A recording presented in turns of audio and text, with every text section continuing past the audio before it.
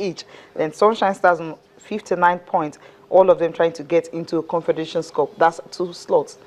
Well, I think Sunshine Stars are technically out of it. They have 59 points. If they win against Enyimba, I won't agree with you. They have 62. Because they have a game against Nobi. Yeah, the team need to play for. If anything happens, yeah, they have 62. They have not played that game. They have 2 more games. They have not played that game.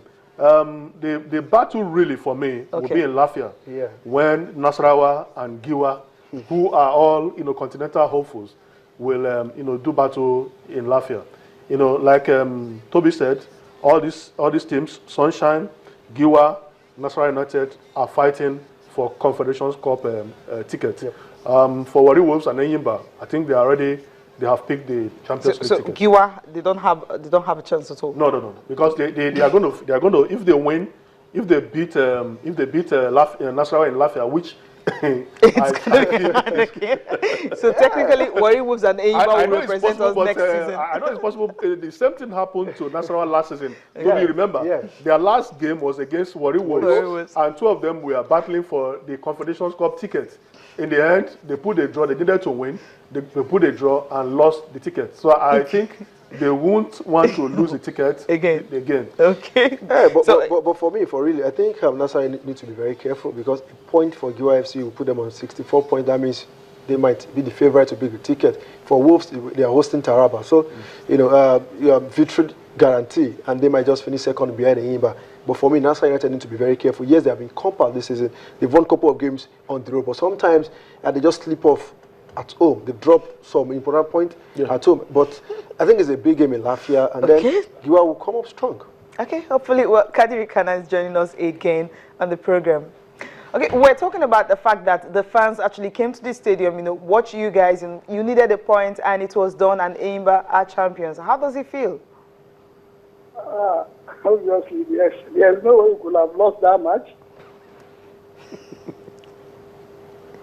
There was no way we could have lost that much. We're here in the stadium to see the crowd, where you know that the game is for us. Even playing shot 1 for 40 minutes, we know we can carry the day. I think we feel very happy now that the cup is already in Abia State.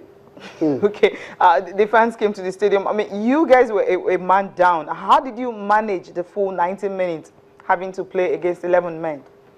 Yeah, we've been preparing for that since the inception of the season, because we know that football is just like that. Sometimes you can even have 2 men off your team. And when you are prepared, definitely, you'll not be caught unaware. Okay, and of course, you guys head on and the game finished there. Now, for next season, what are we going to be expecting from Enyimba? Because right now, the job is definitely massive. It's more Champions League and, of course, the league also. Obviously, last Champions League, we didn't do well. We know that. Yeah. And for this, I think we will fare very well to see that we go far in the Champions League. And probably, catching away the trophy and bringing it back to Nigeria. We just can't wait to see that. Which of the players will you actually single out for this season that have been, the main man for Enyimba? I think it's my skipper, Chinedu, Udoji. He was great. Okay, just him alone? Any other one? Yeah, we have a couple of them, like Anezemba, that's Uzube. We have Abalogu, we have Peter Nekachi. And like I said, Chinedu was outstanding. Okay, Onyewuchi, you have a question for him? Okay. Yeah, Coach, this is Onyewuchi Wanchuku on the line. Well, I was surprised you said that this is your best league title. I know you have won the Champions League. You have also won the league with Enyimba in the past. So why is this title so special? It's so special that I got through how many league matches the coaches have won. And I see that if I can have this, I'll beat the rest coaches to it. So it's so special to me. And I left Enyimba 2003 and to come back after about 12 years. I think if I don't last year, we missed the league by a whisker.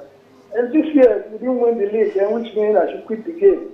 So I feel so delighted that at least we're able to, cut away with the trophy before even the end of the league. them. Which is really... Coach, are you planning to retire very soon? Well, retiring from football, completely is out of it because it has been part of my life. For almost 45 years now, I've been into football. So you can imagine that if I leave football, now maybe the following week I will die off. But I think coaching, I think I'm getting old. I'm 68 years old, and that is no joke. I think in the next few years, I should be off from coaching. Okay, will you remain at Enyimba for next season? Only God can say that. It's not me. Well, thank you very much, Coach, for talking to us this evening. You're welcome. Thank you very much, Anna. Okay, hopefully we just want to see him next few years, but I really want him to remain at Enyimba, but see if he can win the Champions League for them again. You know why I asked that question, because on several occasions he announced his retirement only to come out of retirement. I think the last time he came on rescue mission to Nasarawa United and saved them from relegation. At some point at GYC. Yes. So he's a good coach. The record speaks volume for him.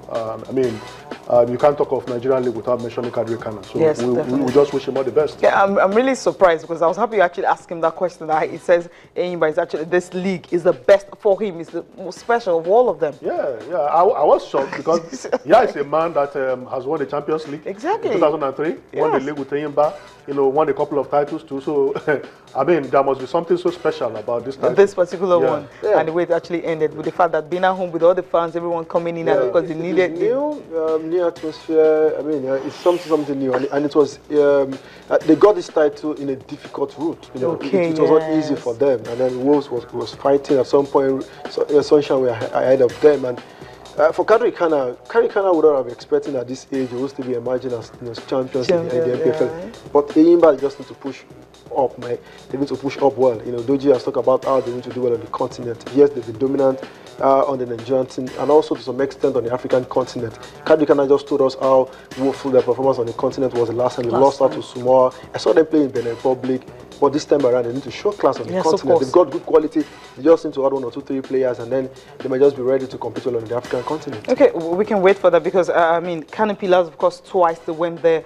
They were more like competitors. They just went there, and that was it. Enyimba for us, what are you going to be expecting from them? You think they can actually build on what they had in 2003 and 2004? I think the problem with Pillars, they didn't learn from their failures. When you qualify for continental championship, then you come up with a continental committee, there's no way there won't be clash of interest. A management qualified this team for the continent. Allow the management to handle that same a tournament. You bring some new fellas, and they're going to hijack the responsibilities, and there will be conflict of interest. Some players will be loyal to the new management, some players will not be loyal. So I think that's a problem. So if you qualify, maintain, if the coach is good enough, maintain that on time, allow the same management to handle the continental. I think Enyimba, like Toby said, they've got a lot of quality. A team with a lot of depth. Top class goalkeepers. You have Femi Thomas, who is with the Super Eagles. Chijoke Jogu, veteran goalkeeper, and Naholo, first choice goalkeeper for Flying Eagles. When you look at the options, they've got the depth they have and the quality. A large squad. So what they need to do. Finance is very important. Look at TP Mazembe.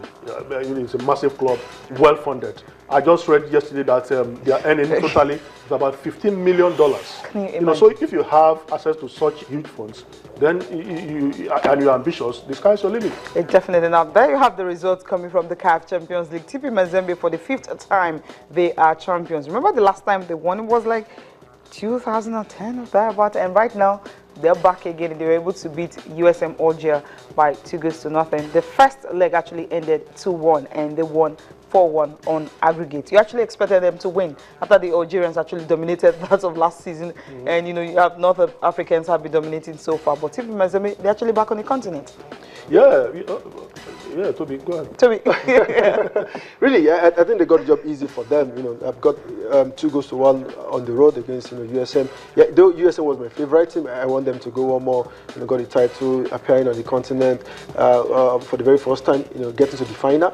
And then for TV Mazembe, they really show class, they show quality. They've been here before. They've won it 5 times. Represent Nigeria on the FIFA World Cup, Africa tournament, represent Africa, so to speak. And they really did well. They got to the final. I think they lost to Inter, where it really spanked them. And then I mean, it was a good moment for them. Oye was talking about them as an example, as a symbol to other teams in Africa. They've got everything working for them. Good welfare. We've got players all around Africa. Ghana, Congo, and good players in there. I mean, when you have a very good, structure, and you have a good welfare package for players, you attract all the best players in Africa. You put them in your team, and you will be dominant. I see them, dominating, and I think hopefully they will compete well in December when they go to the FIFA World Cup tournament. Okay, hopefully. All right, let's just take a break now. Of course, enjoy some highlights coming from tennis. How Novak Djokovic was able to actually win his sister.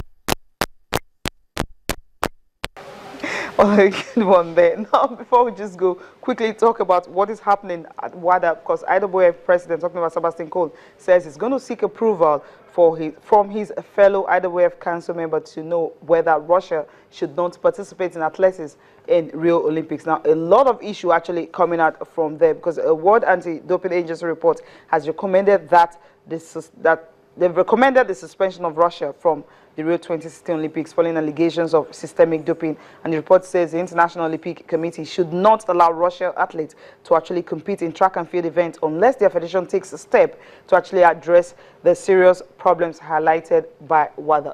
Just one word from you before we wrap up. It's scandalous, Cecilia. I think a lot of people have even said that it's worse than FIFA scandal. Okay. The whole thing is so messy that the Russian Athletics Federation, involving the state, the government, conspired, to cover up a lot of, doping scandal. Okay. I think it's not good for the sports, and they have given them up to the end of this week to react to all these allegations. So we are waiting for their response. Okay, let's just wait and see. Thank you guys for coming on the program. Pleasure. But thank you for watching. I'm Cecilia Omogbe. Bye for now.